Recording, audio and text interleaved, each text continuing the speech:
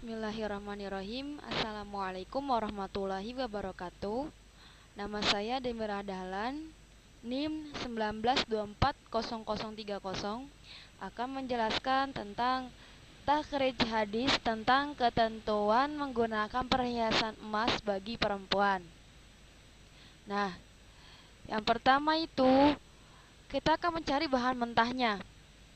Nah, di sini saya mengambil objek material mentah dari https wahda.org. Bolehnya wanita memakai perhiasan emas.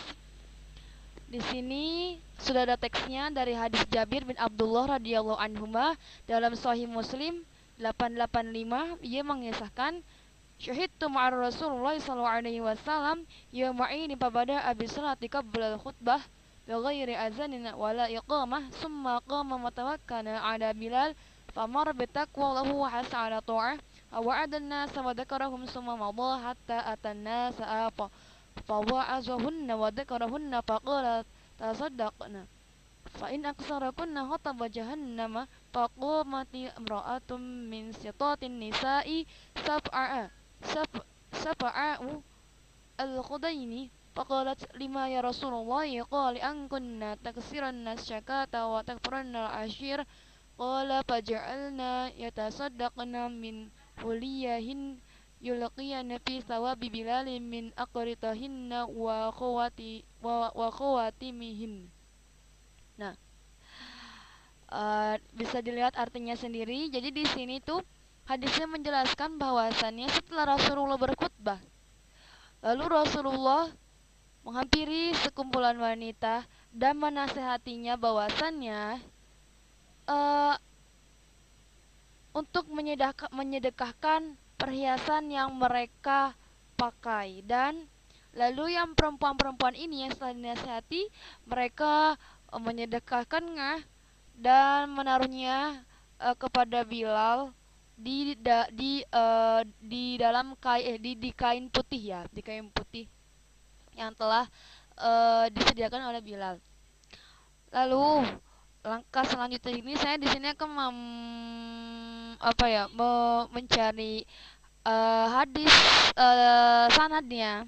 sanadnya. Di sini saya bantuannya dari website carihadis.com. Di sini ada sanad seperti di atas, yaitu dari kitab Sahih Muslim hadis nomor 1467. Jadi ini sudah ketemu sanadnya. Di sini ada wahadasana Muhammadun bin Abdillah bin Namir, wahadasana Hadasana Abdul Malik bin Abi Sulaiman an Ata'in an Jabir bin Abdillah sallallahu alaihi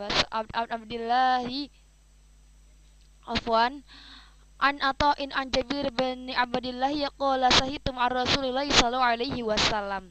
Nah, jadi di sini sudah kita dapatkan hadisnya, sanadnya dari kitab Sahih Muslim, ya. Lalu langkah selanjutnya itu kita mencari daftar biografi pendek dari para perawi tersebut. Dari tadi yang awalnya dari Muhammad bin Abdullah bin Numair, ada Abdullah bin Numair, ada Abdul Malik bin Abi Sulaiman, Maisyarah, dan Atta bin Abi Rabah Aslam, dan Jabir bin Abdullah bin Amr bin Haram.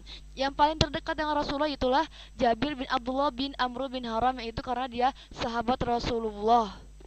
Nah, lalu setelah kita menemukan daftar biografinya, terus yang paling dekat dengan Rasulullah itu siapa, kita di sini mencari variasinya, variasi matan ataupun sanad-sanad yang lain. Di sini yang pertama itu ada kitab Sahih Bukhari hadis nomor 96.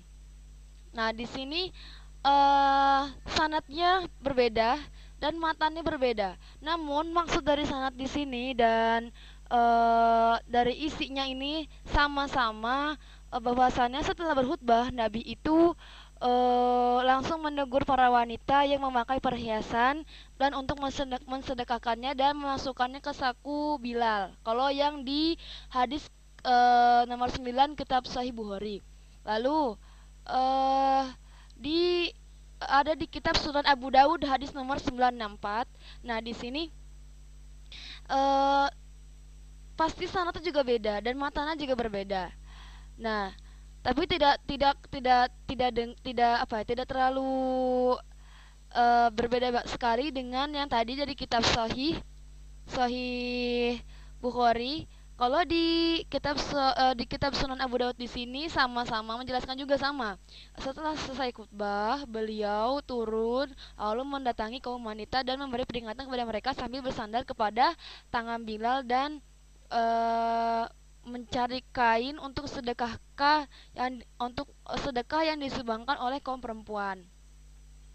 Lalu yang di nomor 8 itu terdiri dari kitab Sahih Muslim hadis nomor 1467. Nah, di sini dia redaksi hadisnya itu lebih banyak ya. Dimulai dari sanadnya dan matannya pula. Lebih panjang kalau di Sahih Muslim. Tapi di sini perbedaannya kalau di Sahih Muslim matannya ini terdapat penjelasan eh percakapan antara Rasulullah dan para wanita. Di sini kata beliau bersabda, bersedekahlah kalian karena kebanyakan kalian akan menjadi bahan bakar neraka jahanam. Nah, dari salah satu wanita tersebut ada yang berdiri dan bermuka pucat lalu bertanya kepada Rasulullah, kenapa ya Rasulullah? Lalu beliau menjawab, karena kalian lebih mengadu, mengeluh dan mengingkari kelebihan kebaikan suami. Jadi sedekahkanlah perhiasan yang kalian miliki gitu. Lalu, perbedaan lagi dari kitab Sunan An-Nasa'i hadis nomor 5047. Nah, di sini memang tidak agak berbeda juga dan sanad juga berbeda pastinya, matanya juga berbeda. Tapi sini sama-sama mempunyai maksud yang sama dan kejadian yang sama dalam hadis tersebut. Karena di sini Rasulullah berkhutbah bahwasannya eh wahai kaum wanita, tidakkah kalian itu memakai perhiasan perak? Sesungguhnya tidak ada seorang perempuan yang memakai perhiasan emas kemudian ditampakkan di depan orang laki-laki. Jadi ini hadisnya tuh kayak lebih spesifik, langsung menjelaskan bahwasannya eh tidaklah tidaklah seharusnya wanita itu menampakkan perhiasannya kepada orang lain selain suaminya. Lalu kalau misalkan dilihat lagi ya, dilihat lagi pentahrijnya dalam detail persamaan matan dan hadis. Dari persamaan matan hadis itu di sini persamaannya itu ada saat Rasulullah berkhutbah. Setelah khutbah, beliau langsung menasehati perempuan dan langsung menasehati kepada perempuan tersebut itu, kepada seluruh perempuan untuk bersedekah atau menyedekahkan perhiasan mereka. Nah, jadi dari uh, 4 hadis yang dalam kitab yang berbeda itu sama-sama mempunyai maksud yang sama, namun redaksi untuk hadisnya berbeda. Nah, bisa diambil kesimpulannya sebenarnya dalam pemakaian emas dan lain semacamnya diperbolehkan, akan tetapi tidak untuk diperlihatkan ke selain suami, karena dalam matan hadis kitab Sahih Bukhari, Sahih Muslim dan Sunan Abu Daud pun matannya menjelaskan mengingkari kelebihan suami. Dan di dalam kitab Sunan An-Nasa'i hanya menjelaskan Nabi berkhutbah, namun di sana lebih menjelaskan lebih detail bahwasannya perhiasan itu jangan ditampakkan ke selain suaminya. Nah, adapun uh, masalah dihalakannya perhiasan bagi wanita itu sebenarnya halnya yang mutlak, baik yang melingkar maupun tidak melingkar.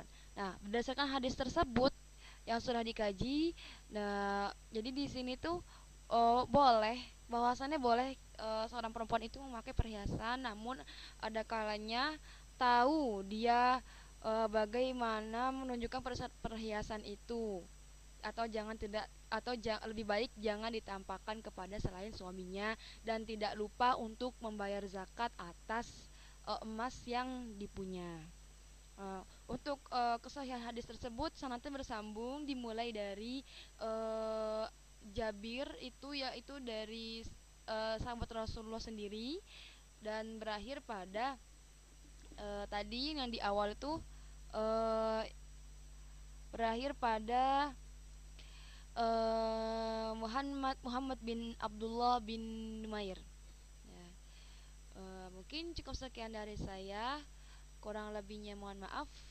Syukron. Wassalamualaikum warahmatullahi wabarakatuh. Sekali lagi maaf apabila ada kesalahan informasi atau kesalahan mentakhrij hadis karena di sini saya masih belajar.